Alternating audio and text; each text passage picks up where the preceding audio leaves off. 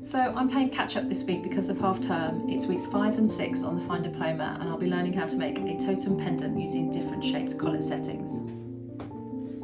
The project involves setting a square, oval and pear-shaped stone all into a linked pendant. The first part was making the square collet setting. This involved measuring the width of the stone and then using the calipers to mark this onto the metal to create the outer part of the setting. To make perfectly square corners, a triangular file is used to remove a little bit of metal before bending the sheet round.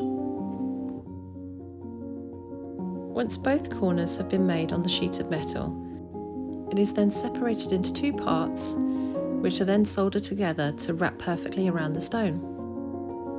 The next part of the project is making a seat for the stone. This involves taking a slightly thinner strip of metal, making two parts with perfect corners that are then soldered together to make the inner part of the setting.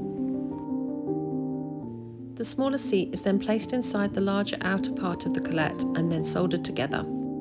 The next setting was an oval setting made in 9-carat gold. I was really nervous about this one because of the expense of the gold and getting it wrong, so I had to switch off the cameras for this one and just get on with making it. And finally, the last setting was to create a silver collet setting for a pear-shaped stone.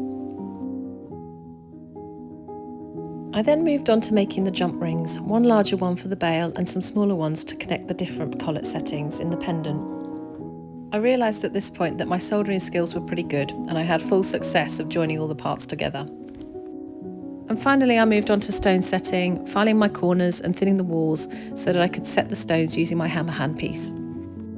Everything was going brilliantly up until this point, until unfortunately I chipped my square stone. After catching up with my mentor, I realised the mistake I'd made was setting the stone from the middle and not the corners, and this was why I ended up with the chip. Nonetheless, I think I did okay in the end and I managed to get a really nice high shine finish on the piece.